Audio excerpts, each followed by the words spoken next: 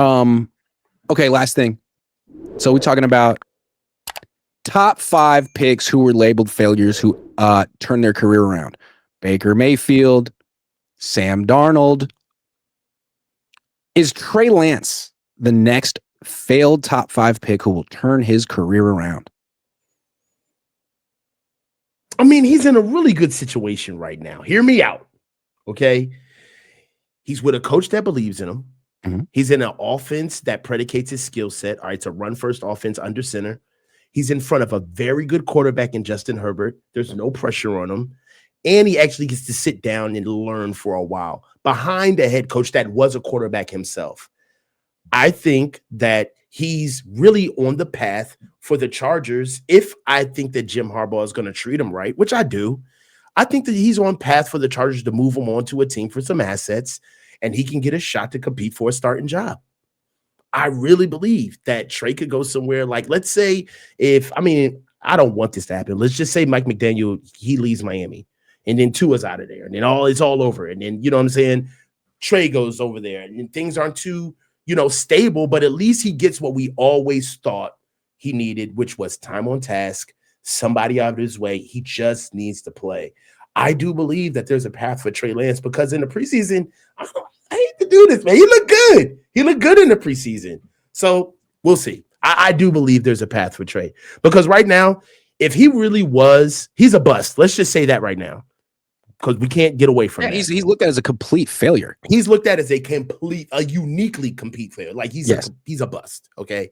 However, if he wasn't an NFL player, he would not be in the league anymore. And what I mean by that is that if he didn't know how to ingest the playbook, if he didn't have any worth or assets, if he didn't know how to ingratiate himself into a locker room where guys would be able to talk to other teams and say, yeah, Trey may not be a starter, but he's a guy. He can play. You know what I'm saying? You can develop him. He'd be gone by now. In the draft.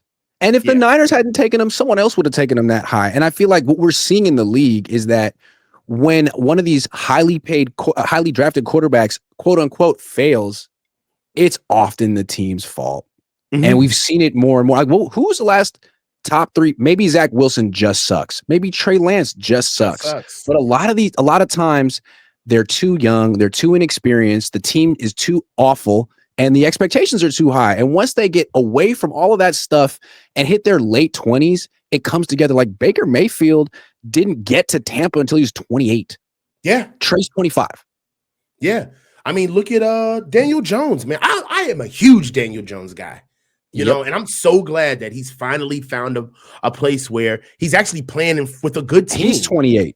Yeah, look at what Mac Jones has done. I understand that Mac Jones hasn't turned anything around, but just look at the confidence that Mac is able to play with, because let's just be honest, even as, diminished as we are compared to previous years, we're far better than what Mac Jones has ever played with. Mm-hmm. And because of that, he's got a lot of confidence playing with us because he hasn't been able to play behind competent coaching, a good defense behind him, an actual locker room and a team. Like, I'm telling you, like, that stuff goes a long way. And with Trey, I know that he got all of that with him, but being able to get away from us in Dallas and going to a team where it's like, look, there's no ulterior motives. We're not, hey, the starter is the starter here, kid. You're not being sit to prop up against Dak to try to get him to get a contract going. You're not here with the Niners dealing with all of that stuff and all of the investments involved. We truly want you to be our number 2 quarterback. Can you handle that? And he handled it. Also, what was one of the things that helped Darnold turn his career around? Being exposed to this system helped. Mm-hmm. But what he always says, and if you ever asked him, like, what was it about your experience in San Francisco that was so beneficial? He said, watching Brock. Always says it. He said it last night. Watching Brock, being exposed to the way he does his job. I mean, he says it all. I wonder if the same is true for Trey and Herbert. Like, you were around a potential future Hall of Fame quarterback. True. And a coach who was a quarterback in the NFL, man. Like, this could give you a little bit of a different perspective on what it takes to be the best, not just physically, but from sun up to sundown. That's a very good point, Grant. Being able to be in with greatness, and with Trey, it's kind of like he can be able to like draw syntax between being able to be here, watch Jimmy, right? Mm-hmm. Watching Brock, being able to watch Dak, and now with Justin Herbert. I mean, he's got a lot. Yeah. I don't know. I mean, we are rooting for him he seems like a nice guy. He got screwed over, but I don't think I need to root for him. I think this is sort of the trend in the NFL. There's so many of these highly talented guys go to terrible teams with coaches who have been there for a year or are going to get fired in a year and have no chance. Right. And we've seen so many of them figured out or just get in the right situation later on. I don't know why he couldn't be that guy. So I don't know if I were a team out, this is the market of quarterbacks I'd be looking at. You can get first round pick quarterbacks in their 20s for 1 year contract just because the Jets sucked, because the Jaguars sucked. I mean, that's kind of fire. I mean, Kyler's going to be like that. Is Kyler perfect? No. Is he even good? No. But I bet you he'll be better when he leaves Arizona. Yeah. I bet you Trevor Lawrence will be better when he leaves Jacksonville. I bet you. Yep. Agreed. Yeah. I think that Trey's going to get his shot somewhere else, and we're going to be able to see what he's all about. It always happens. He's going to get a shot. Injuries happen. We're going to be able to see what he can do. And the fact that Justin he's still Fields here, keeps getting shots. Trey's going to get a shot. Hell yeah, dude. Jesus Christ. That's Kevin Gwynn says, is Saleh standing out for the new owners? Keep Saleh. Maybe the new owners are big into him. Daza says, would the Niners be better off right now and the future brighter had they just stayed at 13 and taken Mac? I did this thought experiment earlier today. If the Niners had stayed at 13 and taken Mac, there is a real possibility that he'd be the starter right now and Brock would be his backup, which it would be kind of bizarro world. But I mean, it seemed like that's who Kyle wanted. He got talked out of it. Went with someone that, didn't work out for him. And now Brock's here. Brock he got here at the right time, was in the right place at the right time. Mac's here a little late. Right. He could have been here in 2021. He got here in 2025. So, but I don't know how this is going to work out. I'm excited to see how it all plays out. The league is always, because you got to keep winning. So it's cool when everybody's worried about their job, but I do believe that, there's a lot what's the kid that's actually Daniel Jones took his job, Richardson. He's going to get another shot. That's true. You know what I mean? And with Brock, I think he just needs to show that 2022 and 2023 weren't a one-off, that he can continue to play like that and stay healthy. Because the thing about 7th round picks is we've seen a lot of later round picks at quarterback have a moment. And I think the reason why most teams have 1st round picks at quarterback is that they've been consistent. They did it in high school and in college and can kind of stay healthy. And there's a level of consistency and durability and reliability that they're banking on that Brock's going to need to prove that he has. The gap between him coming onto the scene and that last season that he had versus what he's doing now is getting larger and larger. Brock just needs to show consistency. And availability is really big because right about now, Brock hasn't been in the league and he hasn't gone through a full season without getting hurt and missing games. Yeah. And when he said, if I'm going to be out there, I want to look like Brock Purdy, that was a little alarming to me because franchise quarterbacks like Justin Herbert be like, yo, man, I got to separate his shoulder, but it's my left shoulder and I'm the franchise quarterback. So I got to go out there and it's not going to look pretty. And my numbers might not be that good, but I don't care. I have a responsibility and I still give the team the best chance to win. That should be any franchise quarterback's mentality. I think that was Steve Young's mentality when I was growing up. And I don't even know that Brock can have that mentality with his frame. Prize Picks will give you $50 when you play your first $5 lineup. Win or lose, you'll get $50 for playing. Use promo code Cohn, COHN, and download the app now. You just can't talk about yourself in third person. Ever. Unless you're Ricky Henderson. He invented it. He's from Oakland. You can do it. But not Brock, man. That was the first time he's done it. And really, man, it took 3 weeks after the contract.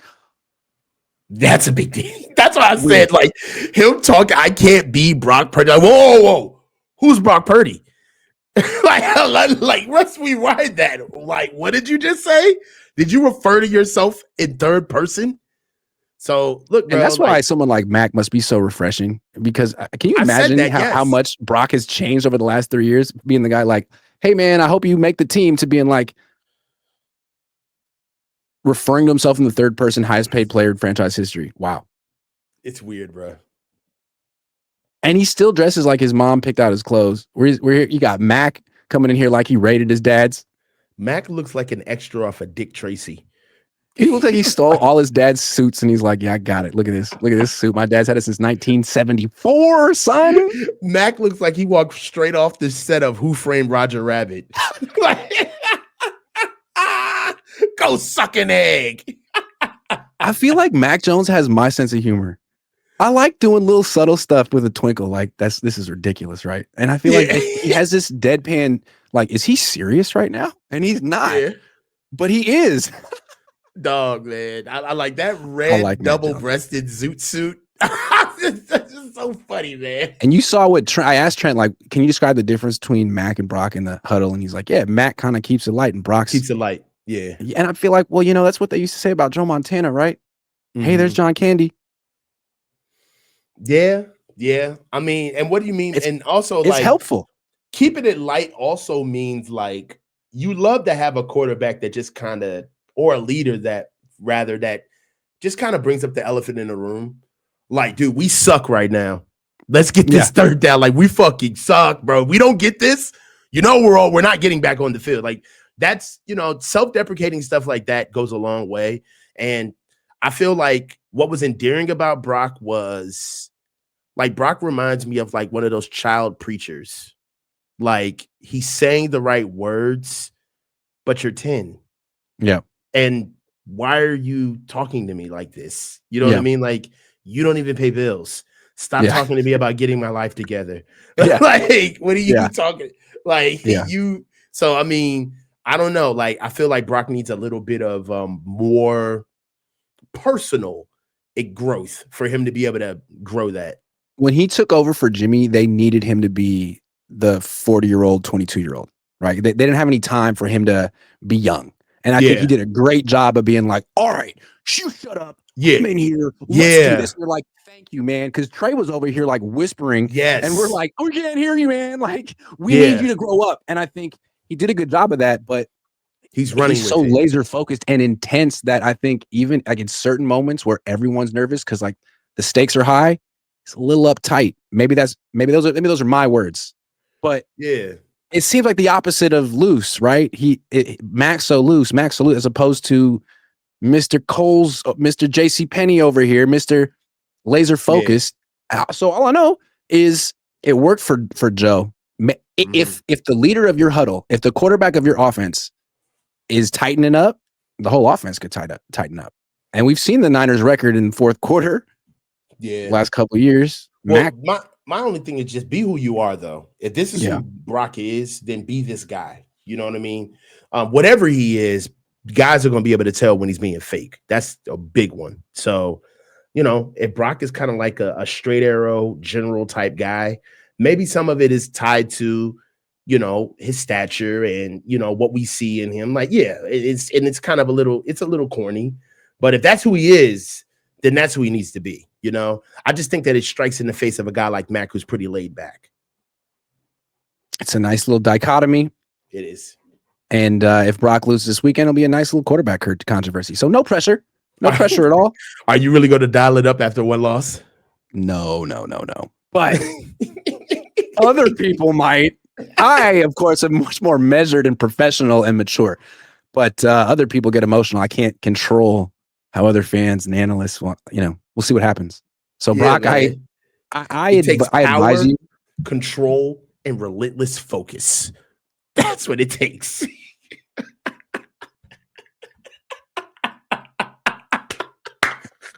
If anyone in the chat caught that one.